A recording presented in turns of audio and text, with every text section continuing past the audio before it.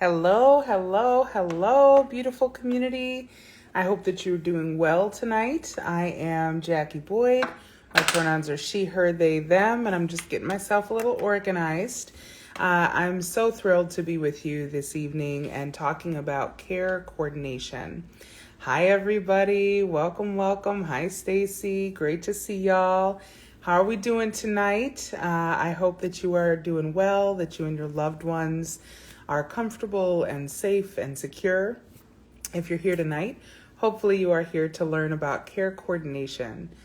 All the elements, whether we are supporting someone who is aging, whether we're thinking about care for ourselves, maybe for a surgery or a chosen procedure, or if you're living with chronic illness or are disabled and need to figure out how can I coordinate everything that I have to do, make sure that I have enough support to make this livable and sustainable, and feel in control in the process.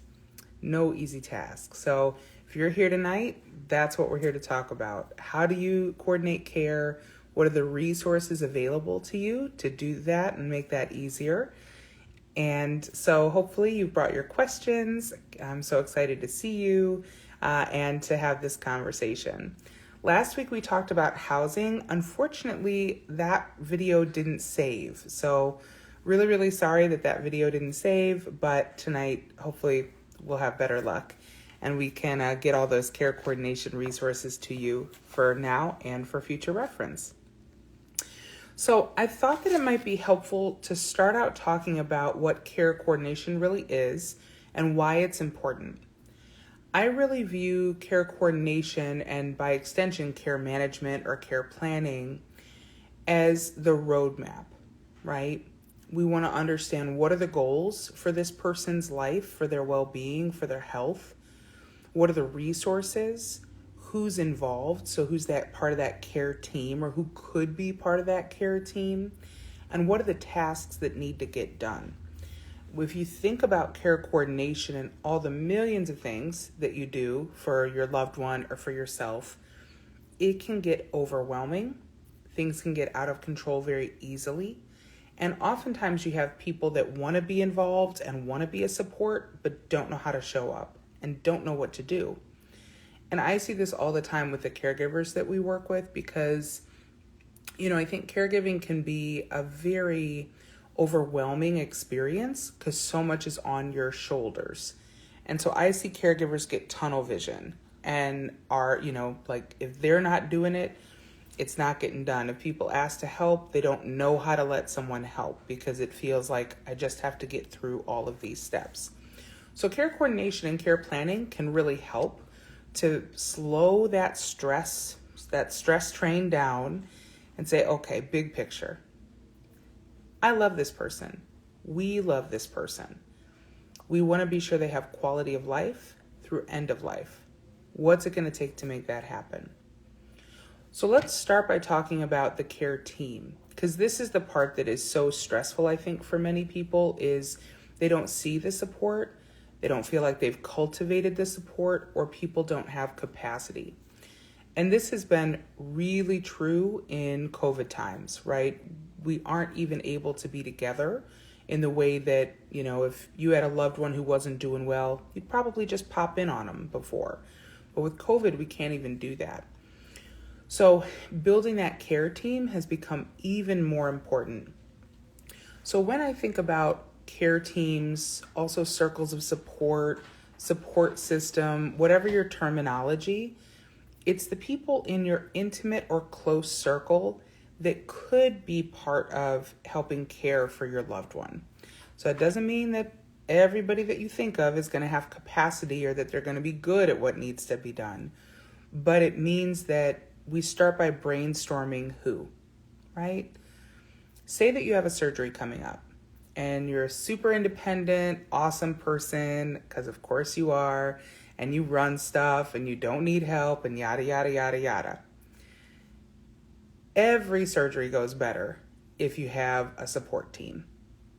And by that I mean, is there somebody at the hospital with you the day of the procedure? Is there somebody in the rooms with you when you're talking with your surgeon? making sure you're getting the information and asking questions you might not have thought to ask. You never know how you're going to feel after surgery, right? I tell folks, I really don't care what the surgeon says.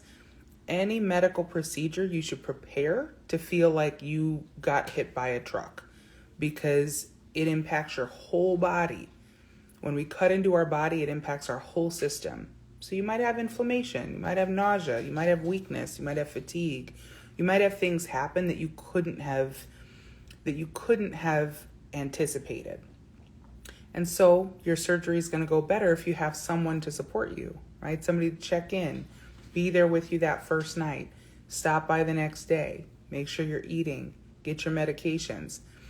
Even those of you who may be thinking, well, I'm not really comfortable talking about my healthcare with people, or, oh, I'll be fine, it's a small thing, I can take care of myself. Sure, you can. But does that feel like comfort? Does that feel like quality of life? Does that feel good when you're trying to heal? So this is why I'm such an advocate for gather your people up and let's quit, especially as Black and queer and trans folks.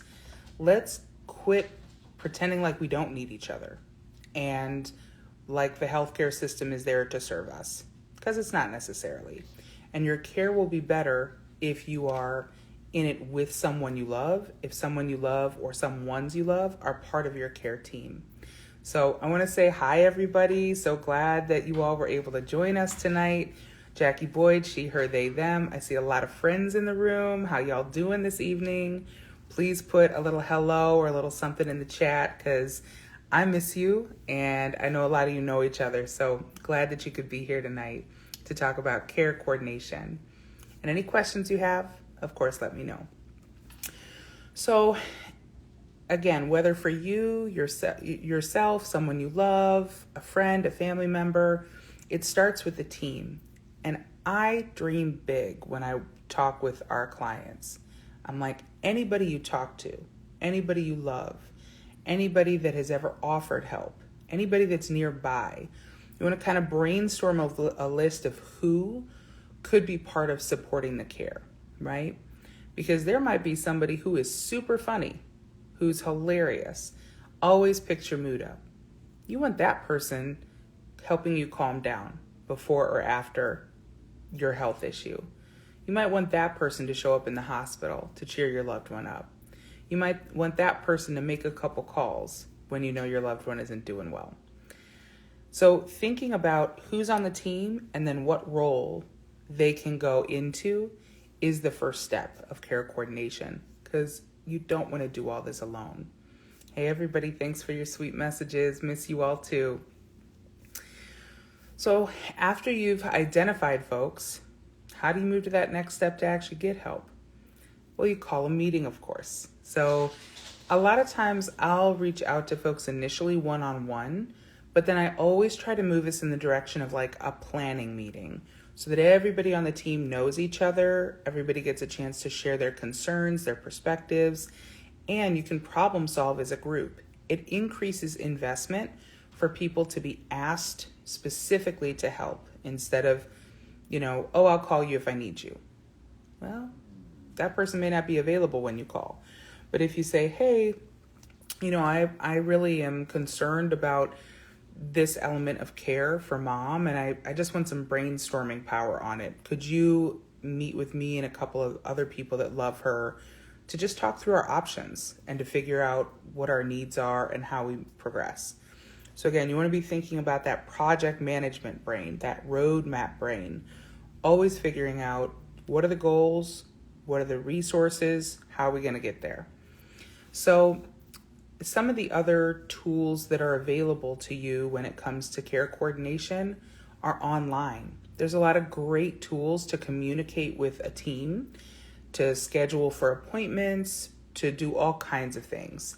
And so some of my favorites are Lots of Helping Hands. Lots of Helping Hands is geared towards caregivers and people going through a healthcare crisis.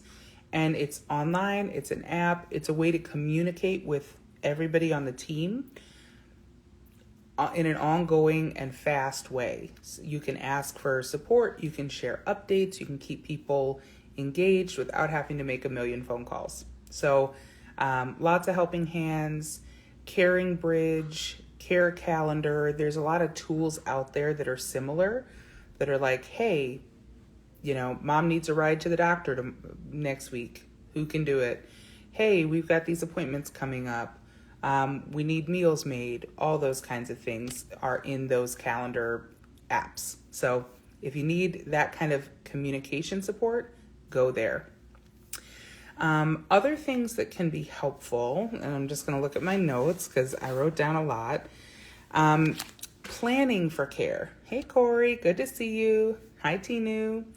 Planning for care, it's, when I started this business, I really struggled because it's so hard to articulate what you already know about a system to folks that don't necessarily interact with it all the time.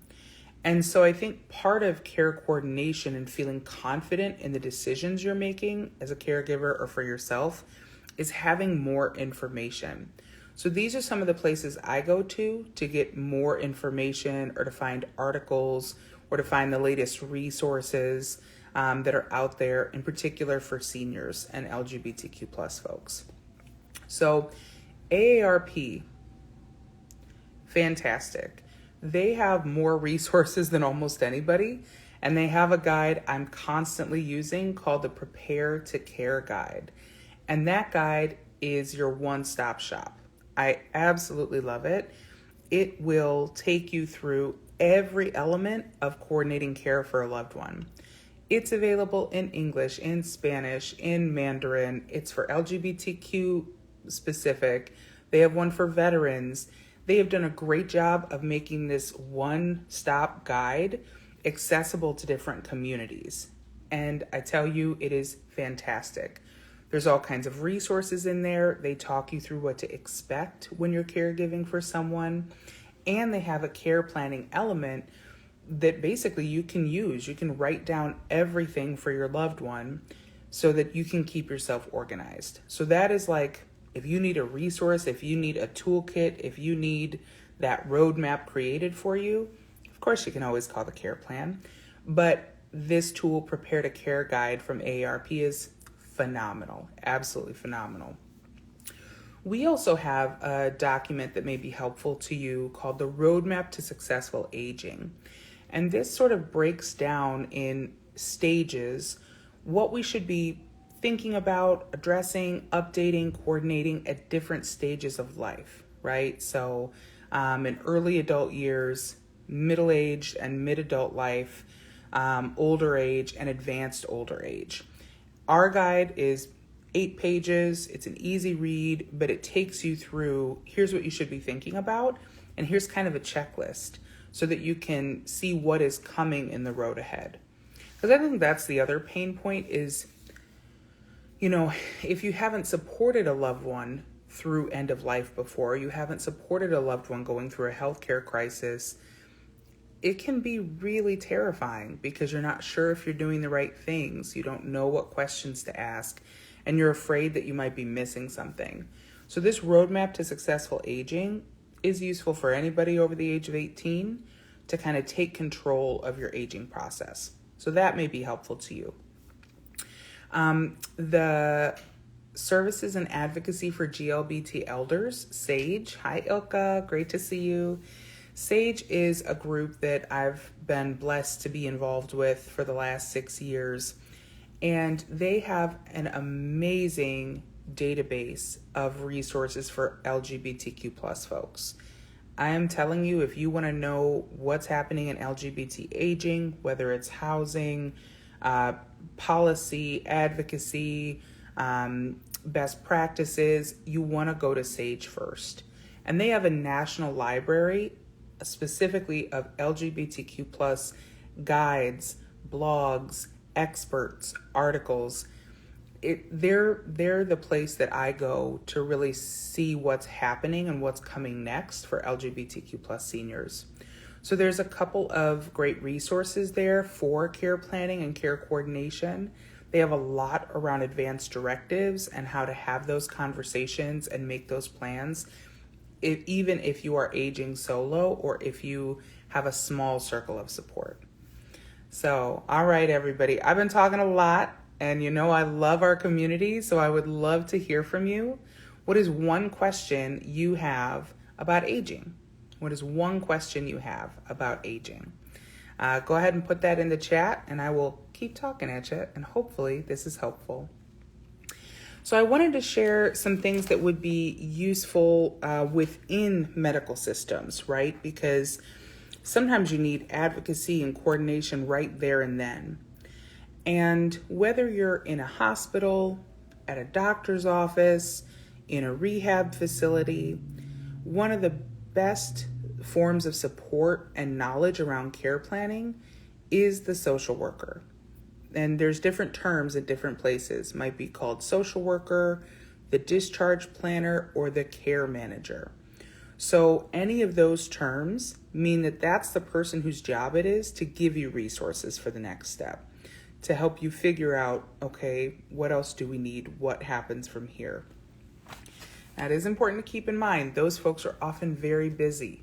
And so you might not get as much time as you want. It might not feel as thorough as you would like, but that is the person that you want to build a relationship with and be sure knows your name, you're on good terms with, and their job is to provide you the most immediate practical assistance.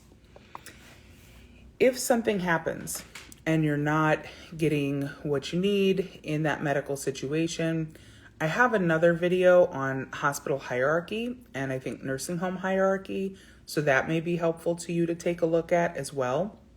But there's also systems within these systems to hear you out and to help you get your needs met.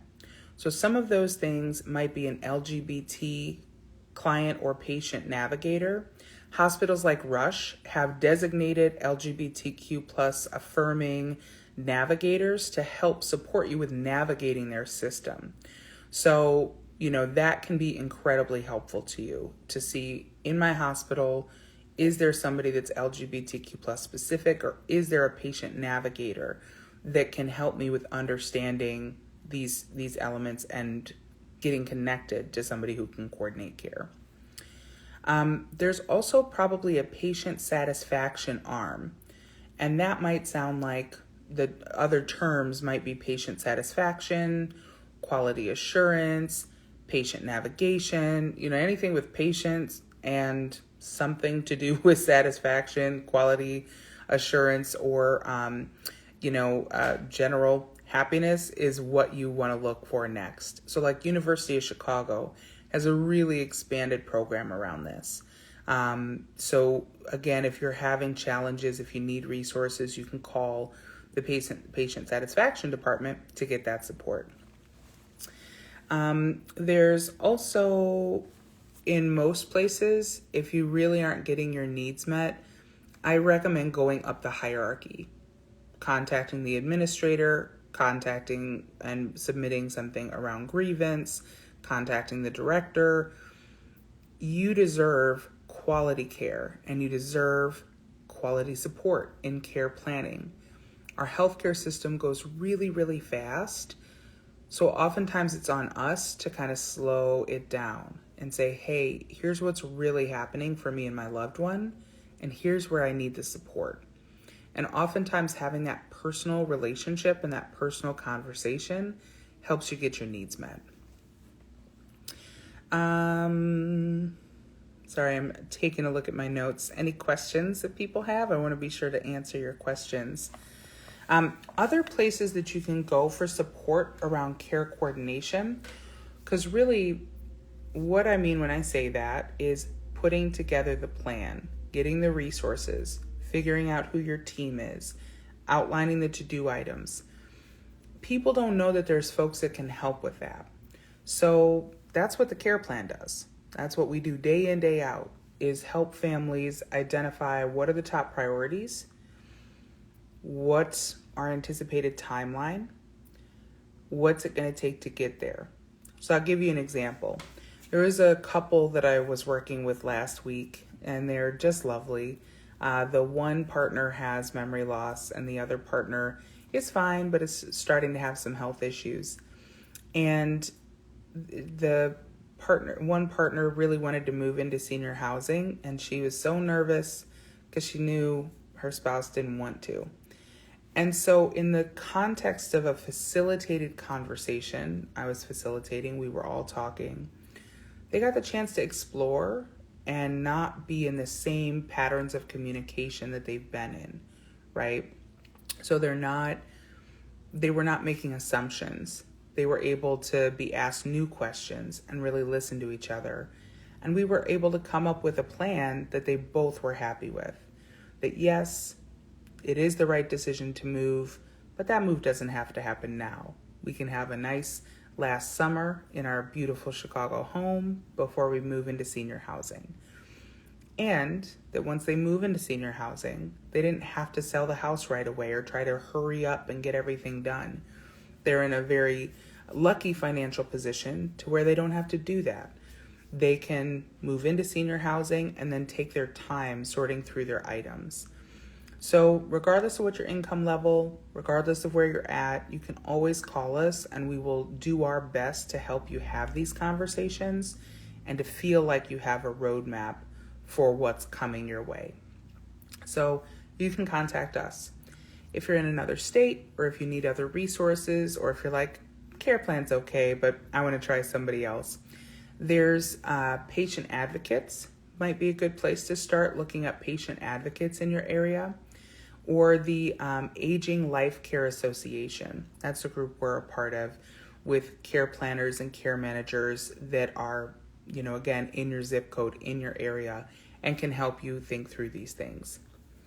You might also be able to work with some of the other services you have in your home. So for example, palliative care.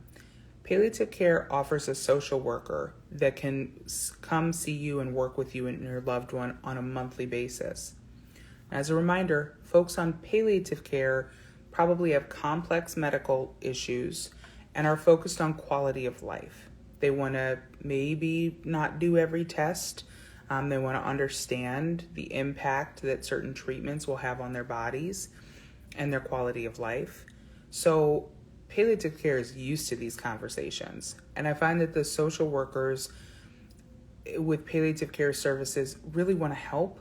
They want to do more than just provide you a list of resources. So they could be a good place to connect with to try and have some of these meaningful conversations and make a plan together. With home health services, sometimes you can get a social worker, not always. But sometimes the nurse can be really, really useful in like setting up medications, monitoring appointments, talking with a doctor. Home health is a short-term service, but if you're looking for that, boots on the ground, actual practical support, they can be helpful. Hospice, the same is true as with palliative care. There's a social worker that can be available to you with hospice, and that can be just so helpful. Because if your loved one's on hospice, their care needs are probably going to evolve and they might evolve quickly. So you might go from needing a caregiver, not at all, maybe you and the family are doing it, to all of a sudden you need a caregiver around the clock. How do you find that agency? How do you make sure that that company is ready to work with hospice? Who's reputable in your area? The hospice social worker can help you with making those big transitions, as well as supporting grieving and healing. Some of the other places you might go to get support are traditional counselors, right? If you have a therapist, talk with them. See if they can help you with some of this planning and care coordination. Try to get a sense of, how do I prioritize this? How do I make this go? Just looking at all my notes. Also, different kinds of insurance sometimes have care coordinators. Now these, in my experience, insurance provided care coordinators really vary in terms of their efficacy and the scope of what they'll do. Some insurance agents, it's really the care coordination function is really behind the scenes, and they are not, it's not consistent and comprehensive. I see this a lot, unfortunately, with like Medicaid plans, that the care coordinator will call, will check in, but isn't always at a capacity place to be able to follow up or to handhold you through that process, right? So you might be able to have a care coordinator through your insurance. So that can be helpful. And sometimes if you're looking for something specific, there's different navigators and coordinators that will be available to you, right? So for example, if you say, I want to find all the assisted living options in my area and have somebody to help me take a tour of them. There's companies like A Place for Mom or Oasis Senior Advisors that will do that for you. ElderWorks is another one. They will give you to ask some questions, give you a full list of services, resources, and assisted livings in your area, and it's free to you. Now, the reason why it's free to you is because they tend to get paid on the back end. So say that they introduce you to a facility in the area, that facility pays them a finder's fee, which is nice that it can be a free service for individuals and families looking for housing. So just to be aware, those services are out there. Groups like A Place for Mom, ElderWorks, and Oasis here in Chicago are groups I've worked with that tend to be really good. So if you're looking for something specific, just like Medicare also has navigators, if you're trying to understand what Medicare plan should I choose, what do I do about supplemental insurance, there's Medicare specific insurance advisors that can help you with making those decisions. So sometimes it's not about like, let me hire somebody for everything or let me connect with somebody for everything, but I have a specific need. Let me see if I can connect with somebody around that.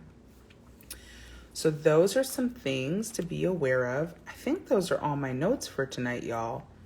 So I'm curious if you have any questions.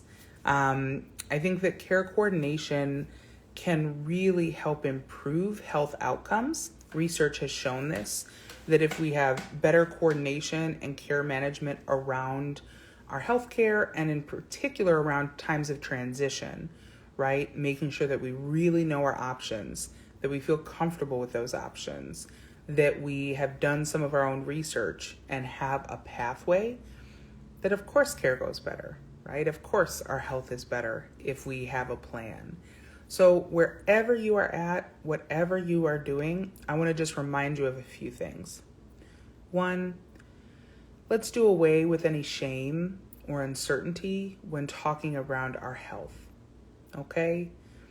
We are better when we have people surrounding us who know a little bit about our healthcare, who know what's happening with us, and can support in a realistic and practical way.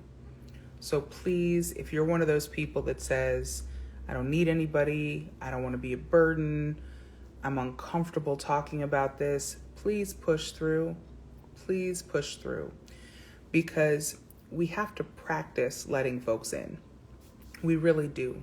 And I do this myself. I have to push myself because I tend to be an independent person and to think that, of course, I can handle a lot. But I've been in too many situations, in doctor's appointments, in hospitals, in rehab facilities, where the pace of our healthcare system means that the people who are trying to help don't always have the bandwidth, aren't always listening, or are going too fast, right? The average physician sees anywhere from 12 to 30 patients a day. If I want to be sure that we're having a conversation and that I'm not feeling rushed, right? And that I feel comfortable to take up the time that's allotted to me, I should probably tell a friend or tell a loved one that I'm going to this appointment. Would you come with me? Just so that you can feel centered in that space. Ask the questions you need to ask. Make sure that nothing happens that you're not comfortable with, right? It was maybe a year and a half ago, year and a half ago, I was going to a medical provider for annual exam for a pap smear, and it was something simple. I was in the waiting room. They were running late. I got my blood pressure taken, and my blood pressure is always in that higher range. It's still in range, but it's at the higher end. And the medical assistant was telling me, oh, we have to take it again. We have to take it again. And I was like, no, it's absolutely fine. That's totally normal for me. You're not taking it again. I just don't want my blood pressure taken again. I'm fine. Let's move on. I'm here for a pap smear. I'm not here for heart health, but thank you. And so they just kept pushing with me. And even though I'm an advocate, and even though, I do this all day long, I had a moment of feeling a little helpless, feeling like I'm not being listened to. I'm telling you something very simple. I don't want you to touch my body again. I don't want you to check my blood pressure. I'm already in a certain state about this exam, and I just didn't want anything unnecessary, but I wasn't being listened to. And that was a situation that was a learning moment for me to be like, even with something like this, I should have a loved one by me or in the waiting room or in the appointment with me, just so that I can feel centered and strong in that space instead of unsure, a little nervous. So again, I think these lessons and letting people in around our healthcare is something that doesn't always come naturally, but we do better when we're able to push through that uncertainty or that shame to just let folks be present with us and for us to be present with them. So that's one thing I would want to be sure you leave here with today, is that you are worthy of having support, and you are worthy of telling your story and expressing your fears, your concerns, your excitement around your health care, and that you will have a better experience for being open around that with the people that you love. The other thing I would say is write it down. Document, document, document. I treat care coordination like a job, and it's not just because it is my job. It's because memory is faulty, right? Memory is faulty. And so I may have looked up a resource and found a great resource, but that doesn't mean I'm going to remember it. I may have had a good idea about care, but I'm not going to remember that idea tomorrow when I'm in the midst of getting my loved one up and down and to an appointment and doing her hair and et cetera, et cetera. Knowledge comes in and goes. So thinking about it as, how can I do this kind of strategic planning for my loved one and have a place where I can keep everything, whether it's that prepare to care document from AARP or a notebook. A lot of people honestly just have a notebook that they write down any healthcare changes, maybe write down and log notes for the day. Here's what the vitals were. Here's what my loved one ate. Here's what we did. For my clients with memory loss, I always, always, always kept a journal, and still do keep a journal at their house, because it helps them to remember the value of what we're doing together. So, for example, if I have a client who has memory loss and I see them once a month, they might not remember who I am, what we did, why they're paying me, unless I write it down.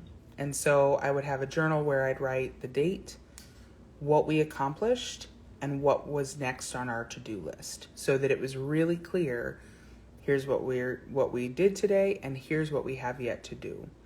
So something like that can be helpful if you're working with a loved one, to just write it down. My dad's amazing at this. He has this yellow legal notepad that has my mom's full health history, everything that has happened, every surgery, all that stuff that when you're in front of a doctor, in front of a healthcare provider, they want you to tell them, but nobody can remember. So writing it down helps. And I think there's certainly, for some of us of a certain generation, it helps with our brains to think through problems as well, right? Anybody else have that, where Sure, you can take in information, sure, you can read it on a computer, but it's the act of writing it down that really helps it stick and helps it feel more real. So I think that's another case for documentation. So those are the primary things that I really wanted to share today. I want to say thank you, thank you, thank you for being part of this community. It has been such a pleasure this whole year, almost a year and a half, to be with you on these Tuesday evenings. And you might have noticed that we have other team members that have been popping up and sharing their expertise and insights. We try to alternate between having resources and resource-based conversations like these and having more awareness raising and kind of philosophically oriented conversations around care, people's different experiences, LGBTQ health and wellness generally. So if you have ideas, if you have topics you want us to focus on this year, put them in the chat, send it to me in a message. We want to be sure this space continues to feel great to you and continues to feel supportive for you and give you the information that you're seeking. So I want to personally say thank you, everybody. I really hope that you find time for wellness this evening or this week. Build in some space for you to love on yourself or be loved on by other people in your life. Aisha, it's so wonderful to see you. I'm so glad you're here, wifey. But I have to hop off. We are just at the end of our conversation about care coordination. And I'm just telling everybody how much I appreciate you being part of our community. And if you have great ideas, things you want us to talk about this year, just let me know. This is our space together. So I will talk to you all soon. See you next week, same time, same place, and reach out if the care plan can be of support or assistance. Bye, everybody. Take good care.